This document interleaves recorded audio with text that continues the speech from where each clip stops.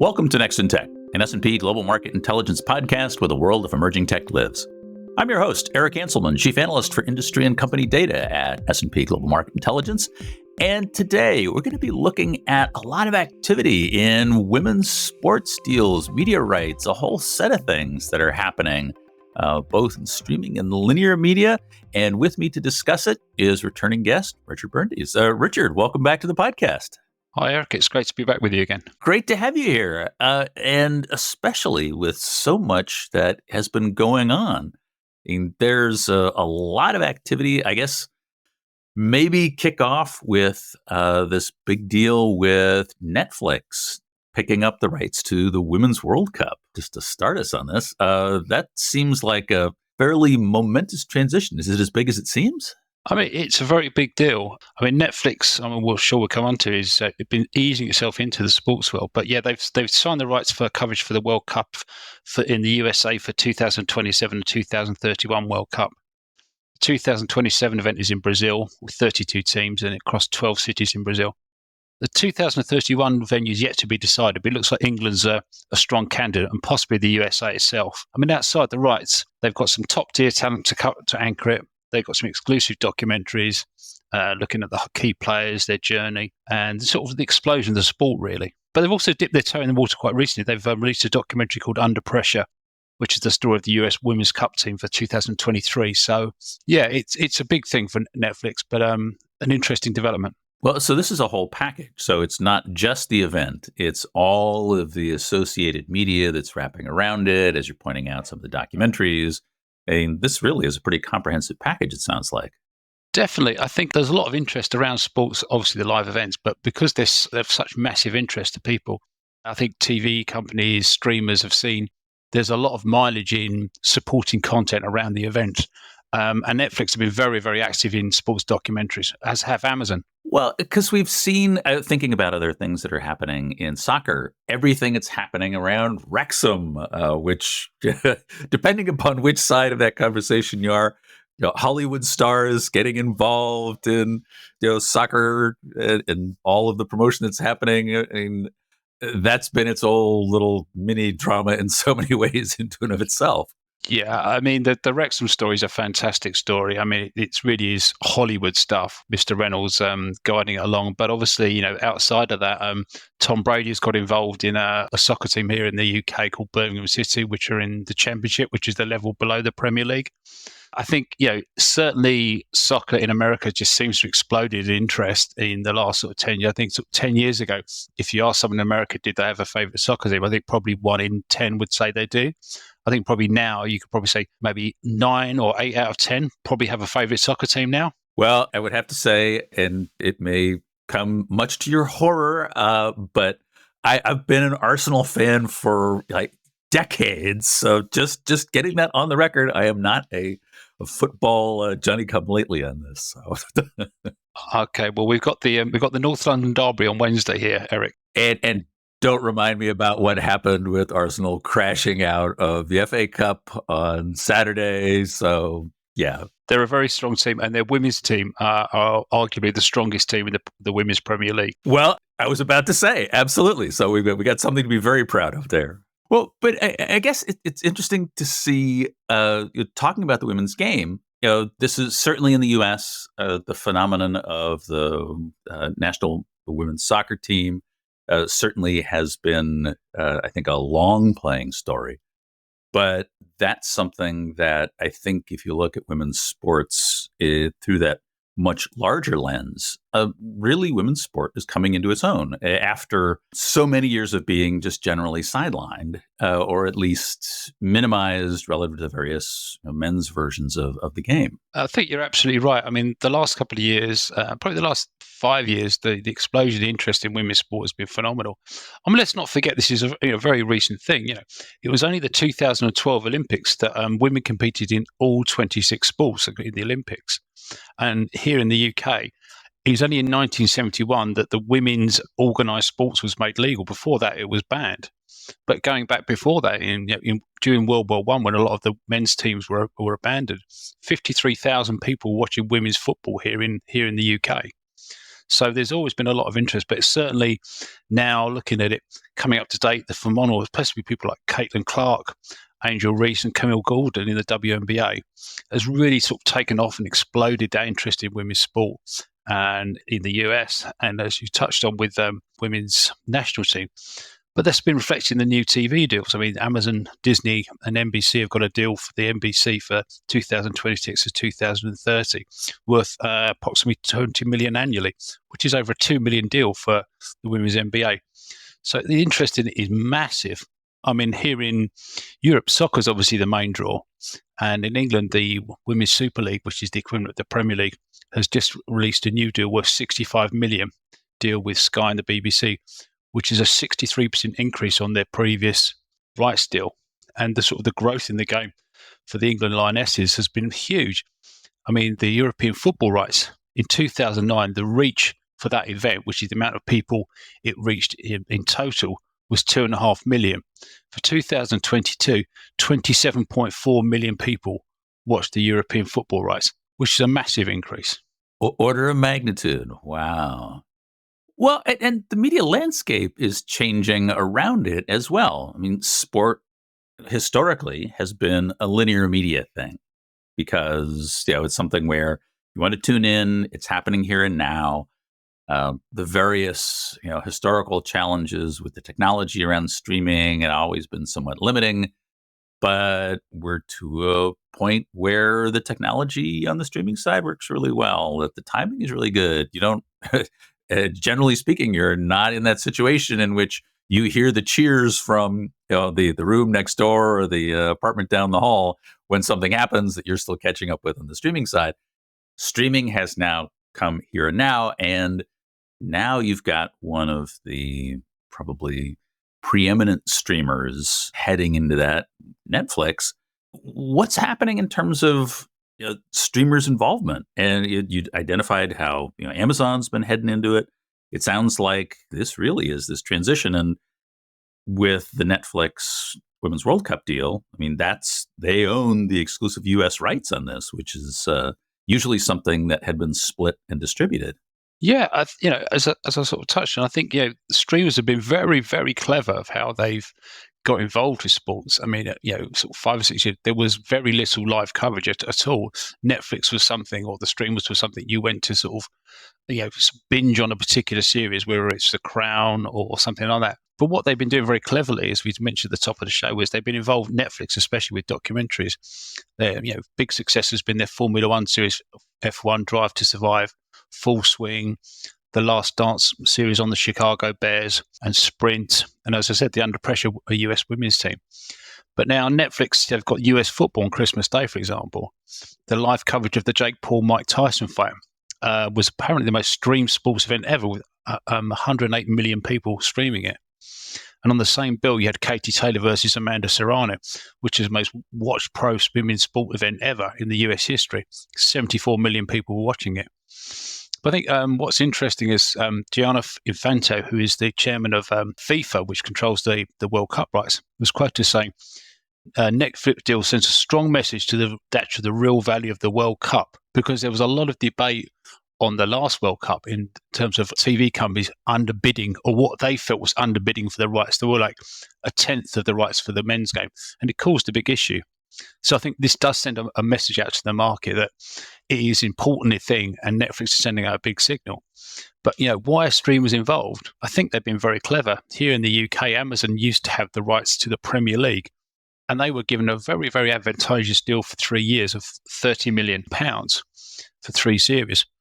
And that was really, really interesting how they did that. But I think what Amazon learned from that was they got some really valuable data, which they wouldn't have had otherwise, because what it gave them access to is to live sport viewing and engagement, and access to that sport audience, which is very sort of male and quite commercially valuable. So that's they got some really unique data off that. And off the back of that, Amazon have been very clever. They've walked away from the Premier League, but what they've done is been very strategic in buying rights to the Champions League in Europe, which has taken them in a new direction so they can dip their toe into different markets in Europe. And the Champions League is arguably the most valuable club event out there. So what the streamers are getting out of this is a unique audience with a unique commercial profile that will bring a new audience to the streaming services, which they didn't have before. Well, this is the the Amazon model certainly in so many areas, which is understand the market, open themselves up to new market segments, build a data perspective in terms of what those markets look like so that they can value it appropriately,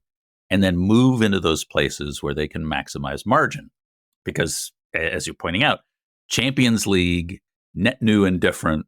If you look at Premier League, certainly women's soccer, those are areas in which there's already some strong established value where bidding is certainly, from here on out, going to be significantly higher.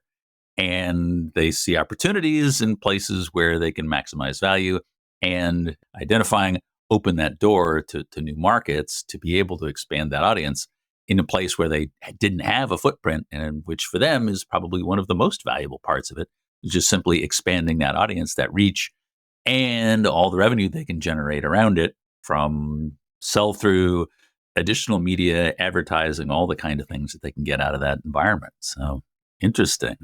I mean, going back to the Amazon thing here in the UK, I mean, it was really clever how they chose, because they brought out the entire roster for 2 weekends. And the first weekend was the weekend either before or just after Black Friday.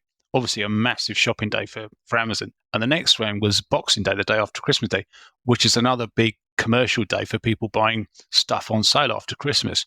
So for Amazon, they must have got some tremendous amount of data on key shopping days for them, which is a brilliant piece of work for them. I think also for a lot of the rights holders, they're waiting for the streamers to get involved, because obviously the streamers have the deepest pockets compared to linear and pay TV now, who've been the traditional paymasters of sports rights. So I think they've been waiting for the streamers to come in to hopefully drive up the value of their rights.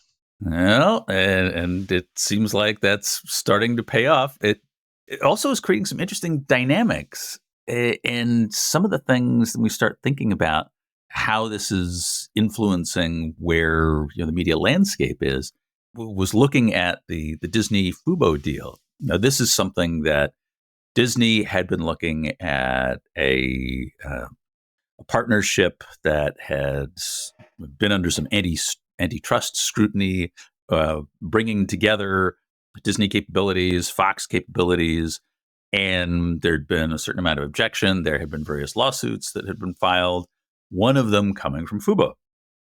And the concern there was that there were some of the unique sports properties and rights that Fubo had that were potentially impacted by what was coming out of this deal.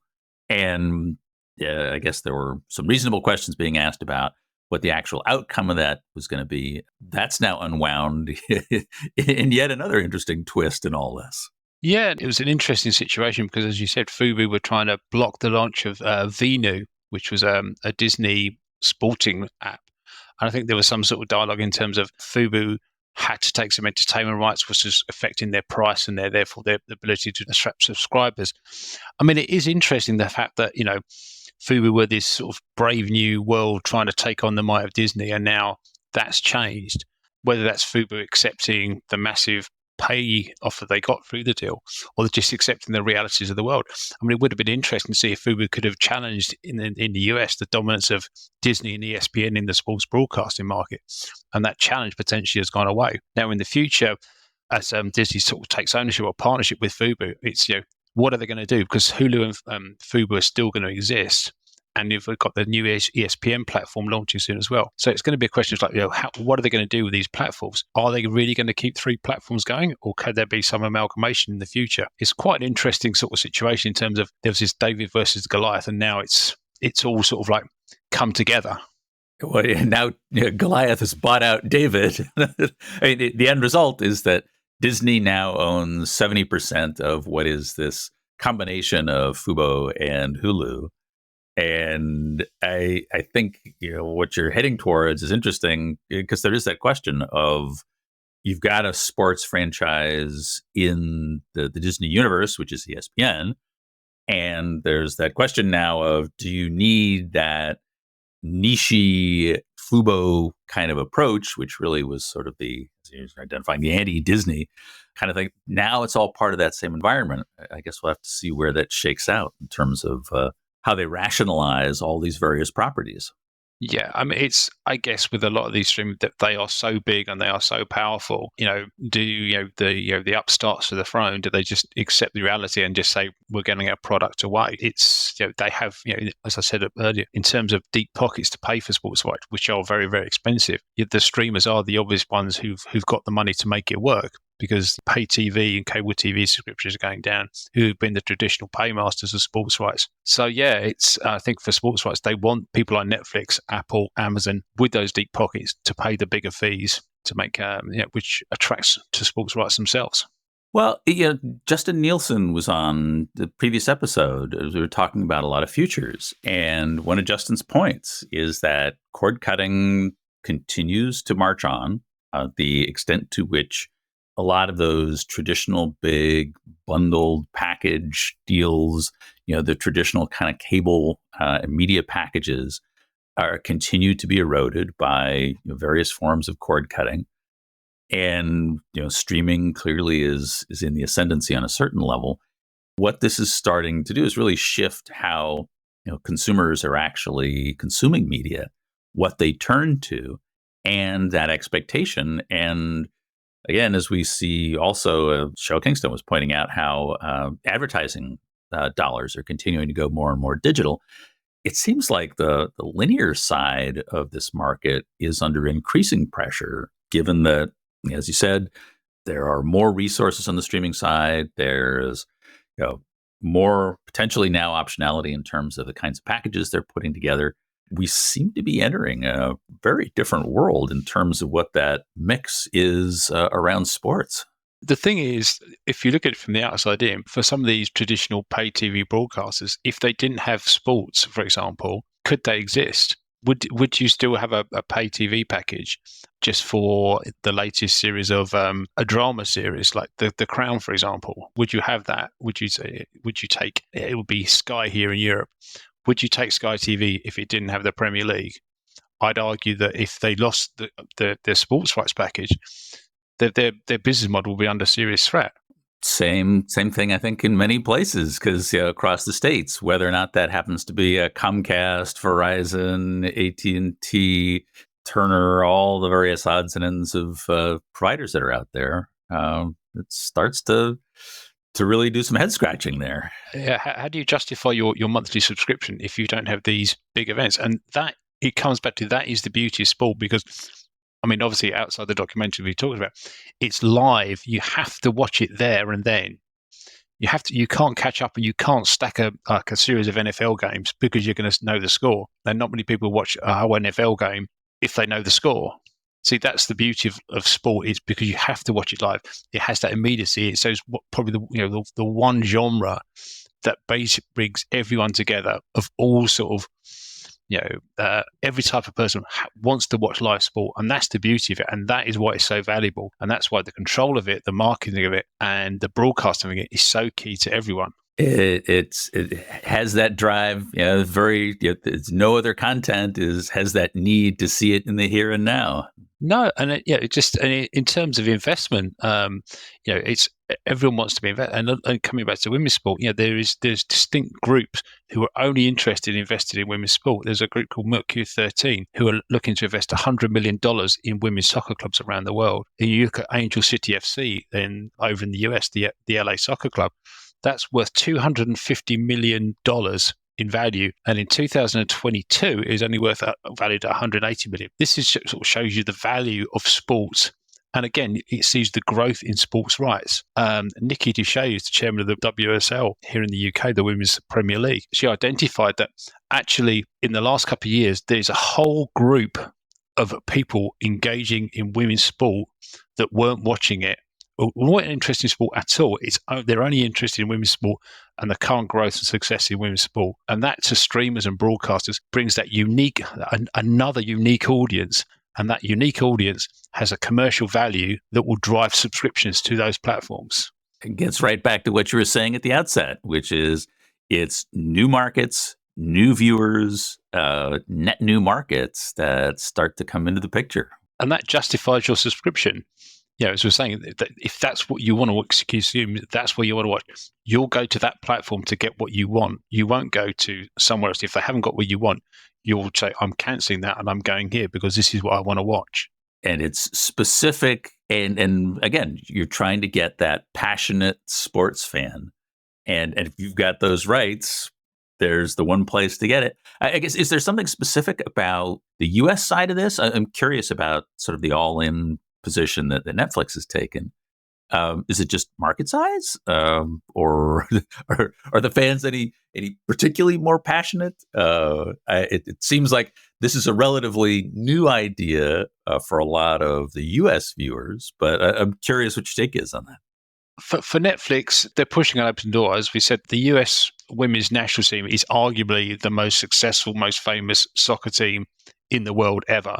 You know, they've won countless World Cups, Olympic gold medals. They've had players like Megan Rapinoe, and that beautiful moment of Brandy Caston when they won the World Cup in 1999, and she was running around the field. It's Netflix are sort of backing a winner to a certain extent, especially in 2031. It's going to be in the US, so I think Netflix recognised the strength of what is something on the home turf to a certain extent. I mean, internationally, it's slightly different. Here in Europe, most of the big events like the World Cup are what we call listed events. They have to be shown on free-to-air TV platforms, like sort of like the BBC, for example, here in the UK.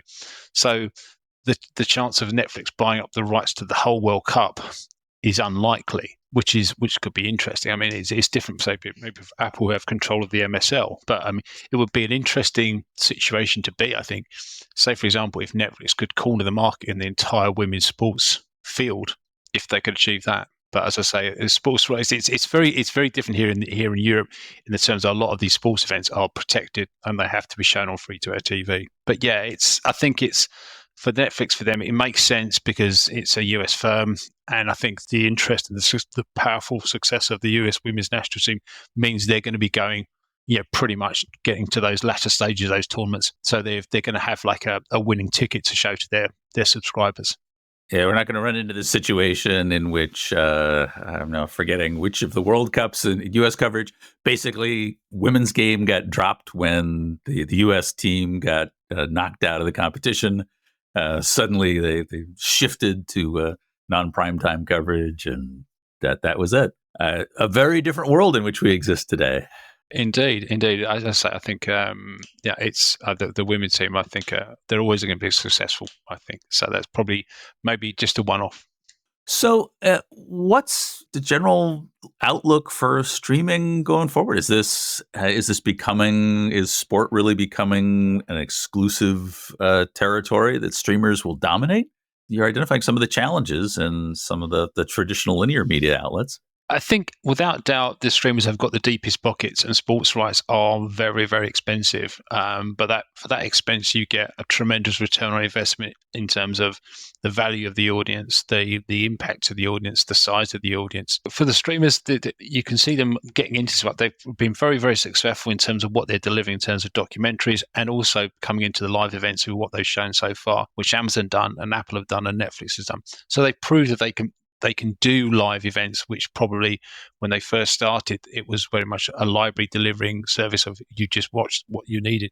I think they proved they can deliver live sports, which is always going to be a challenge. And I think it's probably for the streamers with the deep pockets, do that. They'll have the financial clout to buy these sports rights if they go up further down the line, which is going to be a challenge to the traditional pay TV broadcasters. Yeah, well, it certainly seems to be the situation that it's advancing into where we are today. So I guess we'll see where that all shakes out. Well, this has been great, Richard.